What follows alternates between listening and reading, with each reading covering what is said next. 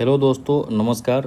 आज की इस सेशन में हम आप लोगों के साथ शेयर करने वाले हैं कि इनकम टैक्स रिटर्न फाइल करते समय हम कंप्यूटेशन कैसे करते हैं। बहुत लोगों के दिमाग में क्वेश्चन होता है कि इनकम टैक्स रिटर्न फाइल करने के लिए हम टैक्स कैसे कैलकुलेट करें, हमारी जो कुछ भी इनकम है हम उस पर कितना टैक्स देंगे, वो टैक्स कैलकुलेट कैसे किया जाता है। तो थोड़ा सा ध्यान से अगर आप इस वीडियो को लास्ट तक देखेंगे तो आज के बाद शायद आपका कन्फ्यूज़न दूर हो जाएगा और आप भी ये समझ पाएंगे कि इनकम टैक्स पे कैसे इनकम टैक्स कैलकुलेट कैसे किया जाता है इनकम पे। तो जैसा कि आप सबों के बीच में हम सबसे पहले ये शेयर करना चाहेंगे कि इनकम टैक्स एक्ट के अकॉर्डिंग टोटल 5 हेड है इनकम के। तो जैसे हम देखते हैं क्या कैसे हम कंप्यूटेशन करेंगे। तो इसमें सबसे पहले हम देखेंगे कंप्यूटेशन ऑफ इनकम। तो कंप्यूटेशन ऑफ इनकम में हम देखेंगे कि होता कैसे है। तो एक तरफ अगर आप देखेंगे तो हेड्स ऑफ इनकम कि इनकम के हेड्स क्या क्या हैं, राइट। और एक तरफ हम लिखेंगे अमाउंट। तो इसको अगर हम ऐसे करके टेबल बना लेते हैं, राइट। हेड्स ऑफ इनकम में सबसे पहले हम लिखते हैं income from income from salary. Income from salary, salary से अगर कुछ इनकम होती है उसको आप यहाँ लिख लेंगे। उसके बाद हम क्या करेंगे, इनकम फ्रॉम हाउस प्रॉपर्टी, ठीक है। इनकम फ्रॉम हाउस प्रॉपर्टी, अगर हाउस प्रॉपर्टी से कुछ रेंट वगैरह का इनकम है आप उसको यहाँ पे लिख लेंगे। तीसरा आता है profit and gains from business and profession. जो लोग भी बिज़नेस करने वाले लोग हैं या जो प्रोफेशनल सर्विसेज प्रोवाइड करते हैं उनका जो कुछ भी प्रॉफिट वगैरह होगा, जो गेन होगा बिजनेस और प्रोफेशन का, उसको हम यहाँ पे लिख लेंगे। चौथा आता है income from capital gain. Income from capital gain, इसमें शॉर्ट टर्म कैपिटल गेन भी होता है, लॉन्ग टर्म कैपिटल गेन भी होता है। और लास्ट जो इसमें आता है that is income from other sources. Income from other source, ठीक है। यहाँ पे हम इसको लिख लेंगे। तो इनकम फ्रॉम अदर सोर्स में कौन कौन सी चीज़ें जाती है, तो ध्यान रखें बात, ऊपर के चारों हेड में जो इनकम नहीं आएगा वो इनकम फ्रॉम अदर सोर्स में चला जाएगा। यानी कि ये जो प्रोविज़न है ये रेसिडुअरी प्रोविज़न है ना, कि जहाँ चारों में नहीं बैठे तो यहाँ पे चला आएगा वो। जैसे इंटरेस्ट का इनकम है, डिविडेंड का इनकम है, अगर कोई टीचर कॉपी चेक करते हैं उसके लिए उनको जो पैसा मिलता है वो इनकम है, रॉयल्टी का इनकम है। तो बहुत सारी चीज़ें इसमें है। अगर लॉटरी से अगर आप इनाम जीतते हैं उसके इनकम है, और कोई कैजुअल जो इनकम होते हैं ये सब इनकम फ्रॉम अदर सोर्स में जाता है। तो इस पांचों हेड का मतलब इनकम टैक्स एक्ट में टोटल 5 हेड बनाए गए। Income from salary, income from house property, profit and gains from business and profession, income from capital gain and last income from other source. मतलब किसी भी असेसी की मैं बात करूं, मैं किसी भी व्यक्ति की बात करूं, अगर वो इनकम टैक्स रिटर्न फाइल करेंगे तो उनको सबसे पहले यही देखना होता है कि किस हेड से हमारी इनकम कितनी हुई है, और उस तरीके से हम यहाँ पे क्या करते हैं, टोटल करते हैं। और इस टोटल को नाम दिया जाता है ग्रॉस टोटल इनकम। इसको नाम क्या देंगे आप, ग्रॉस टोटल इनकम। यहाँ पे हमने क्या देखा कि हम ग्रॉस टोटल इनकम यहाँ पे कैलकुलेट कर लिए। अब जब आप ग्रॉस टोटल इनकम कैलकुलेट कर लेते हैं, अब इसके आगे हम क्या करेंगे, तो अब देखते हैं कि हम इसके आगे फिर क्या करेंगे। ग्रॉस टोटल इनकम कैलकुलेट करने के बाद अब हम आगे इसमें क्या करेंगे, कैसे फिर कैलकुलेशन करेंगे, तो देखते हैं फिर हम आगे कैसे कैलकुलेट करेंगे इन चीज़ों को, ठीक है। अब यहाँ पे हम देखते हैं ग्रॉस टोटल इनकम कैलकुलेट करने के बाद फिर जब सॉरी इसमें कुछ इशू आ रहा है। ग्रॉस टोटल इनकम करने के बाद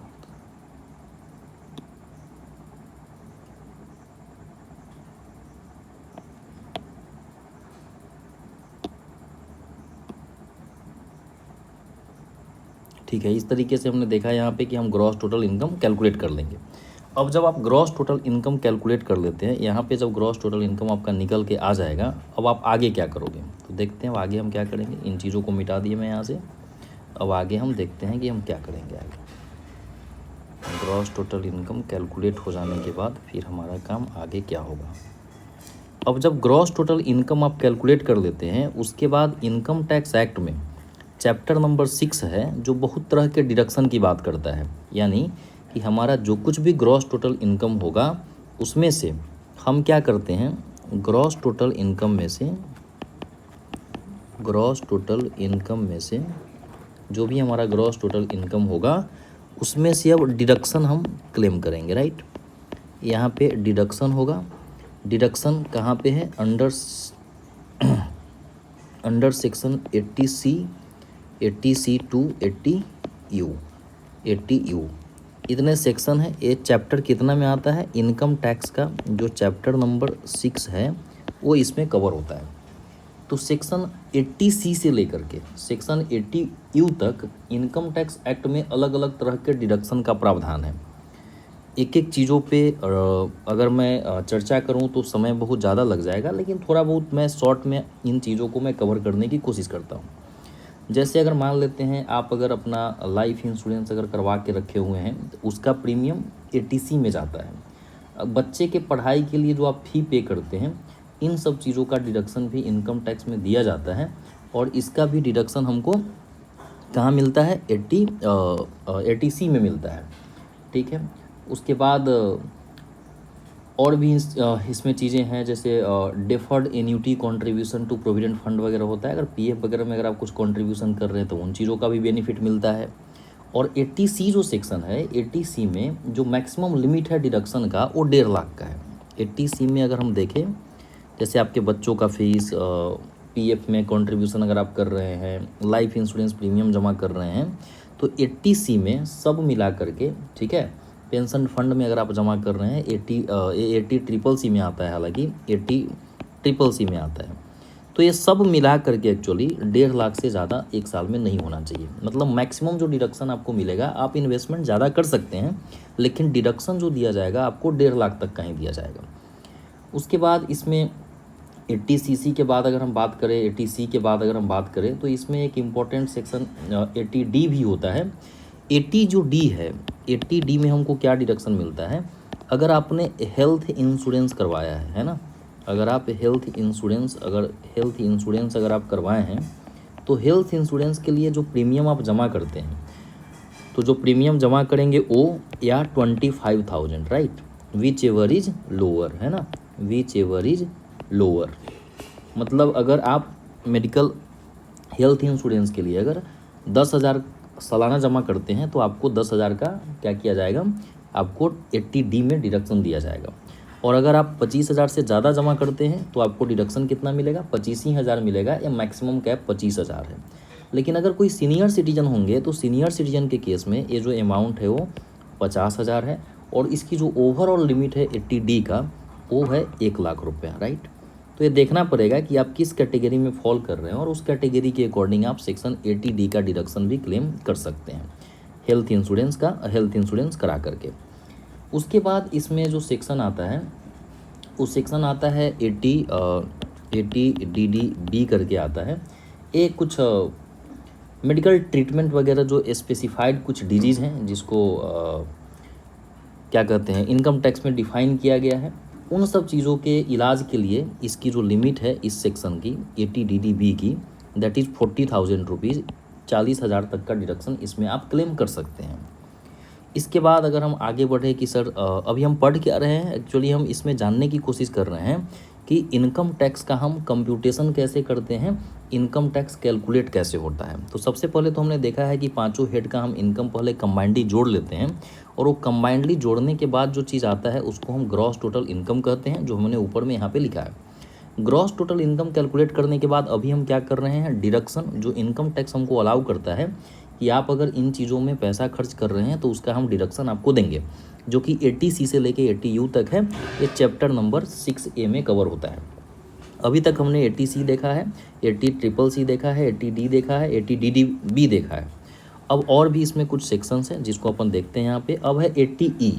अगर आप अपने बच्चों को पढ़ाने के लिए एजुकेशन लोन लेते हैं तो एजुकेशन लोन पे जो इंटरेस्ट पे किया जाएगा, एजुकेशन लोन पे जो भी इंटरेस्ट पे करेंगे आप, वो सेक्शन 80E में, ठीक है, 80E में डिडक्टिबल होता है, लेकिन इसका मैक्सिमम जो कैप है, मतलब मैक्सिमम आप कितना तक इसका बेनिफिट ले सकते हैं, ठीक है, तो इसमें मैक्सिमम कोई लिमिट नहीं है, ठीक है। मतलब आप अपने बच्चों को पढ़ाने के लिए जो एजुकेशन लोन लेंगे उस पर जो भी आप इंटरेस्ट पे करोगे वो सारा का सारा इंटरेस्ट, टोटल इंटरेस्ट क्या होगा, अंडर सेक्शन जो भी अंडर सेक्शन 80E में डिडक्शन आपको मिल जाएगा, जो भी इंटरेस्ट पे करेंगे उसका। ओके, उसके बाद है और क्या क्या चीज़ें हैं। इसके बाद एक सेक्शन है दैट इज़ 80EE, है ना। अगर आप घर बनाने के लिए, है ना, अगर आप हाउसिंग लोन लेते हैं, हाउसिंग लोन लेते हैं उस पर अगर आप इंटरेस्ट पे करते हैं, तो हाउसिंग लोन पे इंटरेस्ट पे करने के लिए इसमें 50,000 तक का लिमिट है। मैक्सिमम आप 50,000 तक का बेनिफिट इस सेक्शन में ले सकते हैं। अगर आप इंटरेस्ट 30,000 रुपये जमा कर रहे हैं फॉर एग्जांपल सालाना, तो 30,000 और 50,000 दोनों में से जो कम होगा उतना आपको डिडक्शन अंडर सेक्शन 80EE में दिया जाएगा हाउसिंग लोन पे इंटरेस्ट पे करने के केस में। उसके बाद एक सेक्शन है 80EEA, राइट। इसमें क्या होता है कि हम चूँकि लोन अगर आप हाउसिंग लोन लेते हैं तो हाउसिंग लोन पे यहाँ पे मैंने 80EE में बात किया, इंटरेस्ट की बात मैंने किया है, यहाँ पे इंटरेस्ट की बात कर रहे थे कि 50,000 तक का इंटरेस्ट इस सेक्शन में होगा। और जो प्रिंसिपल अमाउंट होते हैं, प्रिंसिपल अमाउंट भी जो आप चुकाते हैं इस सेक्शन में, इसमें आपको 1.5 लाख तक का डिडक्शन इनकम टैक्स एक्ट देती है ना। अप टू 1,50,000 रुपीज़ का डिडक्शन आपको अंडर सेक्शन 80EE में दिया जाता है। तो 80E में हम ये देख रहे थे कि अगर आप बच्चों को पढ़ाने के लिए एजुकेशन लोन लेके रखे हैं तो उस पर जो भी इंटरेस्ट आप पे करेंगे 80E में वो डिडक्टिबल हो जाएगा आपके ग्रॉस टोटल इनकम में से। 80EE में देखा मैंने कि हाउसिंग लोन अगर रेसिडेंशियल पर्पज़ के लिए, घर बनाने के लिए अगर मैंने लोन लिया है तो उस पर जो हम इंटरेस्ट पे करते हैं उस इंटरेस्ट में 50,000 तक का मैक्सिमम कैप है, 50,000 तक का हमको डिडक्शन मिलेगा। और 80EEA में हम ये देख रहे हैं कि हम जो प्रिंसिपल अमाउंट होम लोन पे, हाउसिंग लोन पे जो हम प्रिंसिपल अमाउंट पे करते हैं तो हम 1.5 लाख तक का डिडक्शन यहाँ पे क्लेम कर सकते हैं। इसके बाद और क्या क्या डिडक्शन क्लेम कर सकते हैं, ये जो मैं आज चर्चा कर रहा हूँ ये बहुत ही इंपॉर्टेंट चीज़ है। ये आपके इन्वेस्टमेंट प्लान के लिए भी बहुत फ़ायदेमंद चीज़ है, ताकि आप ये समझें कि अगर आपका इनकम बेसिक स्लैब से ऊपर है, 5 लाख से ऊपर है, तो यह एक इन्वेस्टमेंट प्लान है कि आप कैसे कैसे कहाँ पे पैसे इन्वेस्ट करेंगे ताकि आपको इनकम टैक्स में बेहतर बेनिफिट मिल पाएगा। और इसी को हम टैक्स प्लानिंग भी कह सकते हैं, ताकि आपको कम से कम टैक्स देना पड़े। बेहतर तरीके से इनकम टैक्स एक्ट को प्रोविज़न को ध्यान में रखते हुए हम क्या कर सकते हैं, इन जगहों पे अपना टैक्स बचा सकते हैं, ठीक है, अपना डिडक्शन ज़्यादा से ज़्यादा ले सकते हैं। उसके बाद होता है सेक्शन एक है 80G, है ना। 80G क्या बोलता है, 80G बोलता है डोनेशन की बात करता है कि अगर आप किसी चैरिटेबल इंस्टीट्यूशन को अगर आप डोनेशन वगैरह देते हैं तो ध्यान रखे बात, आपको उस डोनेशन का बेनिफिट दिया जाएगा, डिडक्शन दिया जाएगा। हालांकि जो 80G है इसमें बहुत तरह के डिडक्शन है, जैसे कुछ ऐसे डिडक्शन है जो 100% मिल जाते हैं मतलब विदाउट अप्रूवल, मतलब किसी अप्रूवल की ज़रूरत नहीं होती है। और बहुत बार ऐसा होता है कि 100% डिडक्शन तो मिलता है लेकिन अप्रूवल लेना पड़ता है हमको। और कुछ ऐसे डिडक्शन है इस सेक्शन में जो कि 50% हमको मिलेगा विथ अप्रूवल, और कुछ ऐसे डिडक्शन है जिसमें हमको अप्रूवल की कोई ज़रूरत नहीं होगी और हमको 50% मिलेगा। तो कहने का मतलब ये है कि 80G का थोड़ा सा दायरा अलग है। मतलब सिंपल आपको ये समझना है कि अगर हम कुछ डोनेशन देते हैं तो उस डोनेशन जिस क्राइटेरिया में फॉल करेगा उस क्राइटेरिया के अकॉर्डिंग हमको डिडक्शन दिया जाता है। उसके बाद और भी इसमें बहुत सारे सेक्शन है जो इम्पोर्टेंट सेक्शन है कहीं ना कहीं। उसके बाद अगर इम्पोर्टेंट चीज़ें और क्या क्या है, अगर हम 80TTA की बात करें, है ना, एक सेक्शन है इनकम टैक्स एक्ट में डिडक्शन से रिलेटेड, दैट इज़ 80TTA। 60 साल का कोई भी ऐसा असेसी, 60 साल तक का असेसी, अगर उसके सेविंग अकाउंट पे 10,000 तक का इंटरेस्ट मिलता है, राइट, सेक्शन 80TTA, ठीक है। सेविंग अकाउंट पे जो भी उनको इंटरेस्ट मिलता है उस इंटरेस्ट में, ठीक है, जो इंटरेस्ट मिलेगा वो अमाउंट, और मैक्सिमम जो इसका कैप है वो 10,000 रुपये है। लेकिन 10,000 किन के लिए है ना, जिनकी एज 60 साल तक हो, अप टू 60 ईयर्स। और अगर इससे ज़्यादा एज है तो उस एज वाले लोगों के लिए ये अमाउंट 20,000 है। किसके लिए, जिनका एज एबव 20 ईयर्स है, सॉरी एबव 60 ईयर्स है ना। तो 80TTA में हम ये देखते हैं कि हमको कितना का डिडक्शन मिलेगा, 10,000 का डिडक्शन मिलेगा, ठीक है। 60 साल तक के लिए, और जिनकी एज एबव 60 ईयर्स है तो इसका सेक्शन भी बदल जाता है, ये सेक्शन हो जाता है 80TT-B।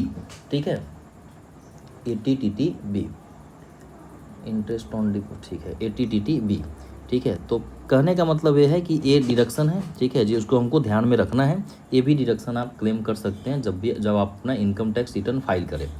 तो अभी तक जो भी हमने डिडक्शन आपके सामने कैलकुलेट किया है, इसके अलावे भी कुछ डिडक्शन है, लेकिन ये जो मैंने अभी डिस्कशन आपके साथ किया, 80C, 80CCC, 80D, 80E, 80EE, 80EEA, 80TTA और TTB, ये सब जो सेक्शन है कहीं ना कहीं इंपॉर्टेंट सेक्शन है, जो आपको इनकम टैक्स रिटर्न फाइल करते हुए ध्यान रखना चाहिए कि इन सब चीज़ों का डिडक्शन अगर आप एलिजिबल हैं तो डेफिनेटली इसका डिडक्शन आप ले।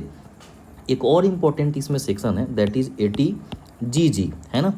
ये कहता है कि अगर आप रेंटेड घर में रहते हैं, अगर आपका खुद का घर नहीं है, अगर आप रेंटेड प्रीमाइसेस में रह रहे हैं, तो इसका भी एक कैलकुलेशन होता है, और इसमें मैक्सिमम जो अमाउंट है वो 60,000 तक का है। आप सालाना 60,000 तक का डिडक्शन 80GG में ले सकते हैं, तब जब आपका अपना घर नहीं है, और अगर आप रेंटेड प्रीमाइसेस वगैरह में रह रहे हैं तो ऐसे केस में एक साल में 60,000 तक का डिडक्शन हम अंडर सेक्शन 80GG में ले सकते हैं।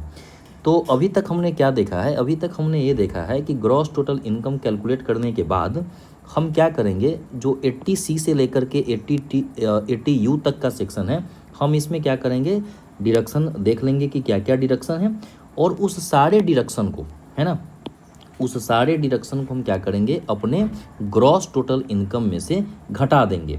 ग्रॉस टोटल इनकम में से जब हम अपना ये सारा डिडक्शन जब माइनस करते हैं, लेस करते हैं, तो इसके बाद हमारा जो भी अमाउंट हमारा आएगा, ठीक है, जो भी अमाउंट आएगा, इस अमाउंट को हम नाम देते हैं नेट टोटल इनकम। हम इसको क्या नाम देंगे, अब नेट टोटल इनकम नाम देते हैं। अब इसी नेट टोटल इनकम पे हमारा क्या होगा, टैक्स का कैलकुलेशन होगा। यहीं से हम टैक्स क्या करते हैं, कैलकुलेट करते हैं। अब देखेंगे कि how we can calculate tax. ठीक है, अब आपको थोड़ा सा यहाँ पे ध्यान रखना है, अब आप समझ जाएंगे कि इनकम टैक्स कैलकुलेट कैसे किया जाता है। अब हम देखते हैं यहाँ से कि हम इनकम टैक्स कैसे कैलकुलेट करेंगे। अभी तक आपको जो बातें हमने बताया है, आपको ये ध्यान रखना है कि सबसे पहले हम देखेंगे कि किस हेड में हमने कितना पैसा कमाया है। अगर हम जॉब कर रहे हैं, घर भी भाड़े पे लगा के रखे हैं, तो देखेंगे कि सैलरी में कितना इनकम हुआ, हाउस प्रॉपर्टी में कितना इनकम हुआ, सेविंग अकाउंट पे कुछ इंटरेस्ट आया है तो वो भी देख लेंगे कि उधर से कितना पैसा आया है। इस तरीके से सारे इनकम को जोड़ने के बाद हम देख रहे थे कि हमारा जो इनकम आ रहा था वो क्या आ रहा था, ग्रॉस टोटल इनकम आ रहा था। इसको शॉर्ट में हम GTI बोलेंगे। फॉर एग्जाम्पल कि कोई व्यक्ति है जो 60 साल से कम का है और उसका ग्रॉस टोटल इनकम एक साल का मान लेते हैं 15 लाख रुपए है, हम ऐसा मान लेते हैं। और हमने देखा यहाँ पे कि इसमें से हम कुछ डिडक्शन माइनस करेंगे। डिडक्शन जो है वो कहाँ से कहाँ तक था, 80C से लेकर के सेक्शन 80U तक था, जो कि इनकम टैक्स के चैप्टर नंबर 6A में कवर होता है। हम मान लेते हैं कि जो डिडक्शन है इसमें से टोटल डिडक्शन उसका हम मान लेते हैं कि 5 लाख रुपए है, राइट। तो 5 लाख डिडक्शन भी माइनस कर दिए। यही इसके बाद घटाने के बाद जो इनकम आ रहा था हम उसको नेट टोटल इनकम बोल रहे थे, है ना। तो नेट टोटल नहीं, नेट इनकम बोलेंगे इसको, हम नेट इनकम बोलेंगे। ये नेट इनकम हो जाएगा, है ना। तो अब नेट इनकम इसका मान लेते हैं कि नेट जो इनकम है वो कितना हो जाएगा, यहाँ पे 10 लाख हो जाएगा। अच्छा, अब क्या होगा इसके बाद, अब हमको देखना पड़ेगा, ठीक है। क्योंकि मैं बोला कि ये जो व्यक्ति हैं, है ना, कोई मान लेते हैं कि ये सोहन नाम का कोई व्यक्ति है, सोहन नाम का व्यक्ति है जिसकी एज जो है 55 साल है, यानी कि 60 साल से कम का है। तो अब टैक्स कैसे कैलकुलेट होगा। अब नेट इनकम जब हम कैलकुलेट कर लेते हैं तो चूँकि वो 55 साल का है, तो इसमें से हम बेसिक जो एग्जेम्पशन है वो घटाते हैं। सरकार कहती है कि 2.5 लाख तक पे हम कोई टैक्स आपसे नहीं लेंगे।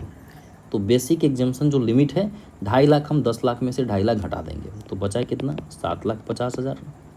सरकार कहती है कि किसी व्यक्ति का इनकम अगर 2.5 लाख से ऊपर होता है 5 लाख तक, और अगर उसकी एज 60 साल से कम है, तो हम 2.5 लाख से ऊपर 5 लाख तक, यानी कि कहने का क्या मतलब है, 5 लाख में से 2.5 लाख तो ऑलरेडी घट चुका है, तो 2.5 लाख से ऊपर 5 लाख तक, है ना, बचेगा कितना इसमें, 2.5 लाख रुपया। कहता है कि इस 2.5 लाख पे हम जो टैक्स लगाएंगे वो 5% के हिसाब से लगाएंगे। तो 2.5 लाख पे अगर आप 5% कैलकुलेट करोगे तो कितना होता है, 12,500। अच्छा, तो अब फिर यहाँ से देखते हैं क्या होगा आगे। 7,50,000 में से 2,50,000 हमको घटाना है, तो अब बचेगा कितना, 5 लाख। 5 लाख। फिर सरकार कहती है अभी भी 5 लाख रुपया बचा हुआ है इस आदमी का, सोहन का, जिस पे अभी टैक्स लगा ही नहीं है। 2.5 लाख पे तो लगा दिए 5%, लेकिन 5 लाख अभी भी बच रहा है। अब सरकार कहती है कि अगर 5 लाख से भी इनकम किसी का ज़्यादा हो, 10 लाख तक, है ना, तो 5 लाख से इनकम ज़्यादा हो 10 लाख तक, कितना तक, 10 लाख तक। तो क्या मतलब है इसका, इसका ये मतलब है कि 5 लाख तो हम ऑलरेडी ऊपर कंसीडर कर लिए। कैसे, अब देखो यहाँ पे हमने क्या किया है अभी तक, 2.5 लाख तो मैंने यहाँ ले लिया, 2.5 लाख मैंने यहाँ ले लिया, तो 10 लाख में से 5 लाख तो हम ले चुके हैं, तो 10 लाख में से 5 लाख ऑलरेडी कंसीडर हो चुके हैं। तो अब जो बचे हैं 5 लाख रुपए, राइट। तो 10 लाख में से 5 लाख आप घटाओ, तो 10 लाख में से 5 लाख घटाएंगे तो ये कितना अमाउंट आता है, ये आता है 5 लाख, है ना। तो अब हम यहाँ पे इस 5 लाख को यहाँ पे यहाँ से घटा देंगे, है ना, और ऊपर में भी 5 ही लाख है ना। और इस पे सरकार कहती है कि भैया हम इस पे 20% टैक्स लेंगे, है ना। तो 5 लाख का जब 20% आप निकालेंगे तो टैक्स का अमाउंट कितना हो जाएगा, यहाँ पे 1 लाख हो जाएगा। तो कहने अब यहाँ पे क्या हो गया, नील, चूँकि जो भी सोहन का इनकम था अब यहाँ पे नील हो गया, मतलब अब नील हो गया तो इनकी टैक्स की लायबिलिटी अब नहीं बनेगी। तो टैक्स जो है कितना देख रहा है इसमें, 1,12,500, यानी कि इस आदमी को टैक्स कितना देना पड़ेगा, 1,12,500। ठीक है, मैं फिर से थोड़ा सा समझाने की कोशिश करता हूँ, हो सकता है कि शायद कुछ लोगों को थोड़ी दिक्कत हुई होगी, बट थोड़ा सा समझने की कोशिश कीजिएगा, आप समझ जाएंगे। सबसे पहले मैं ये किया हूँ कि पांचों हेड का इनकम मैं जोड़ लिया हूँ, देखेंगे कि किस किस हेड में मेरी कितनी कितनी इनकम है। जोड़ने के बाद हमने ये निकाला इसमें कि हमारी जो ग्रॉस टोटल इनकम थी वो हमारी ग्रॉस टोटल इनकम 15 लाख रुपए थी। हमने अभी जस्ट डिस्कशन किया था कि इनकम टैक्स एक्ट में ऐसा प्रोविज़न है चैप्टर 6A में कि अलग अलग 80C से लेके 80U तक अलग अलग सेक्शन है जिसमें हमको डिडक्शन दिया जाता है। तो जहाँ जहाँ जो हमको डिडक्शन दिया जाता है उस डिडक्शन को हम क्लेम करेंगे। तो सोहन के केस में हमने देखा कि 5 लाख का डिडक्शन मिला है इसको, तो 15 लाख में से 5 लाख घटाने के बाद सोहन का इनकम कितना हो गया, इनका इनकम हो गया, नेट इनकम हो गया 10 लाख। अब इसी 10 लाख पे हम क्या कर रहे हैं, इनकम टैक्स कैलकुलेट कर रहे हैं। इनकम टैक्स मैं कैसे कैलकुलेट कर रहा हूँ, तो बेसिक एग्जेम्पशन सरकार कहती है कि 2.5 लाख तक पे हम कोई टैक्स नहीं लेंगे, तो 2.5 लाख हम घटा दिए जिस पे कोई टैक्स लगना ही नहीं है, तो बचा कितना इनका इनकम, 7.5 लाख रुपया, 7,50,000। अब इस पे टैक्स लगना है, तो 7,50,000 में से हम क्या कर रहे हैं, 2.5 लाख पे 5% लगा रहे हैं। इसलिए लगा रहे हैं कि सरकार कहती है कि अगर आपका इनकम 2.5 लाख से ज़्यादा है 5 लाख तक, तो हम उस पर 5% टैक्स लेंगे। तो 5% टैक्स लेंगे 2.5 लाख से ऊपर 5 लाख तक, यानी 5 लाख में से तो 2.5 लाख ऑलरेडी ऊपर घट गया है, तो बचेगा 2.5 लाख ही ना। तो 2.5 लाख पे हमने क्या किया, 5% से 12,500 टैक्स लगा दिया। अब 7.5 लाख में से हमने क्या किया है, 2.5 लाख घटा दिया, तो बचे कितने अमाउंट, 5 लाख। अब सरकार ये कहती है कि अगर किसी का इनकम 5 लाख से भी ज़्यादा है तो वैसे केस में हम 5 लाख से लेकर के 10 लाख तक, यानी कि बीच का कितना होगा, 5 से अगर 10 के बीच का डिस्टेंस अगर देखें, डिफरेंस देखें, तो 5 लाख है। यानी कि 5 से ऊपर 10 लाख तक की इनकम में सरकार कहती है कि हम 20% टैक्स लेंगे। इसलिए हमने क्या किया, यहाँ पे 10 लाख में से हमने 5 लाख को घटाया, तो बचेंगे कितने, 5 लाख। और उस 5 लाख पे सरकार कहती है कि हम 20% टैक्स लेंगे, तो हमने टैक्स कैलकुलेट किया, उस पर 1 लाख आया। तो 1 लाख यहाँ पे आया और 12,500 यहाँ पे आया, दोनों को जब मैं जोड़ दिया तो कितना हो गया, ये 1,12,500। तो 1,12,500 सोहन के टैक्स की लायबिलिटी बन गई। तो क्या सोहन को 1,12,500 देना पड़ेगा, सरकार कहती है नहीं, हम इस पे अलग से 4% है ना सेस लेंगे। ठीक है, ये कौन सा सेस है, तो ये हेल्थ एंड एजुकेशन सेस है, हेल्थ एंड एजुकेशन सेस है। कितना परसेंट, तो इसका रेट है 4%। सरकार कहती है आपके टैक्स की जो लायबिलिटी है, यानी कि जो आपने 1,12,500 कैलकुलेट किया है, आपको इसका 4% निकालना पड़ेगा, है ना। किसका, 1,12,500 का आपको 4% कैलकुलेट करना पड़ेगा, है ना। और जो भी ये आएगा अमाउंट, ठीक है, 1,12,500 पे हमको क्या करना पड़ेगा, 4% इसका कैलकुलेट करना पड़ेगा, और जो भी अमाउंट आएगा उस अमाउंट का कितना परसेंट देखिए 1,12,500, इसका आप 4% अगर निकालोगे ना तो ये आपको 4,500 आ जाएगा, 4,500 आ जाएगा, राइट। अब ये 4,000, लेकिन ध्यान रखना है ये 4% हम किसका निकाल रहे हैं, इसका 4% निकालेंगे। जब टैक्स हम निकाल लेते हैं ना उसका 4% निकालेंगे। अब इस दोनों को हम जोड़ देंगे, तो दोनों को जब आप ऐड करोगे, ठीक है, तो ये कितना हो जाएगा, 1,17,000, है ना। यानी कि इस केस में सोहन को 1,70,000 रुपीज़ का टैक्स देना पड़ेगा, ठीक है। तो आई होप सो कि आपको कंप्यूटेशन समझ में आया होगा कि इनकम टैक्स कैलकुलेट करते समय, इनकम टैक्स पे करते समय हमें टैक्स का कैलकुलेशन कैसे करना होता है। अब इसी में अगर एज बदल जाए, यानी कि 60 साल से एज ज़्यादा हो जाए, तो फिर कैलकुलेशन चेंज हो जाएगा। क्योंकि अगर 60 साल से लेकर के 80 साल जो सीनियर सिटीजन है उनके लिए, ठीक है, उनके लिए यहाँ पे जो मैंने 2.5 लाख लिखा है ना, ये जो 2.5 लाख लिखा है ये अमाउंट 3 लाख हो जाएगा, है ना। और अगर मैं सुपर सीनियर सिटीजन की बात करूं जिनका एज 80 साल से ज़्यादा है, वहाँ पे ये 2.5 लाख के जगह कितना हो जाएगा, 5 लाख हो जाएगा, 5 लाख हो जाएगा, ठीक है। तो ये आपको ध्यान रखना है, उसके अकॉर्डिंग फिर टैक्स कैलकुलेट किया जाएगा। लेकिन बेसिक फंडे टैक्स कैलकुलेट करने की यही है। अगर आपको ये फॉर्मेट समझ में आया होगा तो डेफिनेटली आप इजीली ये समझ पाएंगे कि हम टैक्स कैलकुलेट कैसे करें। एक और चीज़ है जो मैं बताना चाहूँगा आप लोगों से कि अगर किसी व्यक्ति का, जैसे मान लेते हैं, यहाँ पे मैं थोड़ा सा मिटा रहा हूँ इसको, अब थोड़ा सा आप बस थोड़ा सा समय आपका और लूँगा, उसके बाद आज की सेशन को हम ख़त्म करेंगे। थोड़ा सा ध्यान देंगे आप यहाँ पे देखिएगा। जैसे हमने एग्जाम्पल में यहाँ पे लिया था कि सोहन का ग्रॉस टोटल इनकम 15 लाख है, राइट। अब थोड़ा सा इस एग्जाम्पल को हम बदल देते हैं। अगर मान लेते हैं कि सोहन का इनकम 7,50,000 है, ऐसा मैं मान रहा हूँ, राइट। और डिडक्शन इसको कितना मिला, तो डिडक्शन मिला 2,50,000 का। तो नेट जो इनकम है, सोहन की नेट जो इनकम है वो कितनी हो जाएगी, 5 लाख। नेट इनकम कितनी हो जाएगी, 5 लाख। अब अगेन इस पे हम क्या कर रहे थे, बेसिक जो एग्जेम्पशन लिमिट था उसको हम माइनस कर रहे थे। बेसिक एग्जेम्पशन हमारा कितना था, 2.5 लाख का। तो 2.5 लाख माइनस करने के बाद ये अमाउंट कितना हो गया, 2.5 लाख, 2.5 लाख हो गया। अच्छा, तो 2.5 लाख पे अब हम फिर से टैक्स कैलकुलेट करेंगे, ठीक है। चूँकि हम पढ़े हैं कि 2.5 लाख से इनकम, अगर हमारा 2.5 लाख से इनकम अगर 5 लाख के बीच में होगा, ठीक है, तो इस 2.5 लाख पे हमको 5% भैया टैक्स देना पड़ेगा @5%। तो इसका 5% अगर हम निकालते हैं तो हमारा टैक्स का लायबिलिटी हो जाएगा ये हो जाएगा 12,500। कितना हो जाएगा ये, 12,500 मेरे टैक्स की लायबिलिटी बन रही है ना। 12,500 मेरे टैक्स की लायबिलिटी बन रही है, ये हमारा टैक्स का लायबिलिटी बन गया।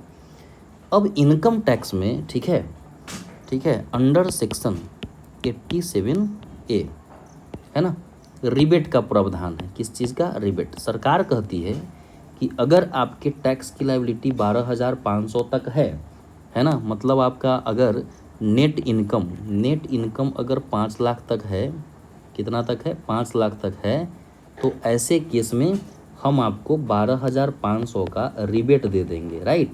मतलब ऐसे केस में टैक्स की लायबिलिटी आपकी नील हो जाएगी, ठीक है। इस केस में आपको कोई टैक्स देना नहीं पड़ेगा। क्यों, क्योंकि सरकार कहती है कि हम आपको रिबेट देंगे। किस सेक्शन में, सेक्शन 87, है ना, 87A में। तो कहने का ये मतलब है कि ये हमको ध्यान रखना पड़ेगा कि अगर किसी असेसी का इनकम 5 लाख तक है नेट इनकम, तो उस केस में भी उसको कोई टैक्स देना नहीं पड़ता है। लेकिन ध्यान रखें बात, ये अमाउंट जैसे ही इंक्रीज होगा, जैसे ही बढ़ेगा, फिर जो भी टैक्स की लायबिलिटी होगी उस टैक्स की लायबिलिटी पे आपको सेस कैलकुलेट करना पड़ेगा। और इसमें क्या करेंगे, हम सेस को जोड़ देंगे, 4% सेस को, और उसके बाद जो भी मेरी लायबिलिटी बनती है वो टैक्स हमें पे करना पड़ेगा। आई होप सो कि आपको ये सारा चीज़ समझ में आया होगा और आप भी अपने इनकम टैक्स रिटर्न को फाइल करते समय इन चीज़ों का ज़रूर ध्यान रखेंगे। और ध्यान रखें बात, 31 जुलाई इनकम टैक्स रिटर्न फाइल करने का लास्ट डेट है।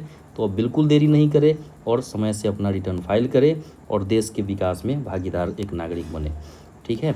और एक और चीज़ ध्यान रखना है कि जो लोग ऑडिट वगैरह में फॉल करते हैं, जिनको ऑडिट कराना होता है, उनके लिए इनकम टैक्स रिटर्न फाइलिंग की डेट 30 सितंबर होती है। लेकिन जिनको भी ऑडिट नहीं कराना होता है उनको 31 जुलाई तक अपना इनकम टैक्स रिटर्न फाइल कर देना है। तो ध्यान रखिए आप भी अपना समय से रिटर्न फाइल करें, नहीं तो फिर उसके बाद आपको फ़ाइन देना पड़ सकता है। तो थैंक यू सो मच, आज के लिए इतना ही। फिर हम लोग अगले सेशन में मिलेंगे, तब तक के लिए बाय बाय।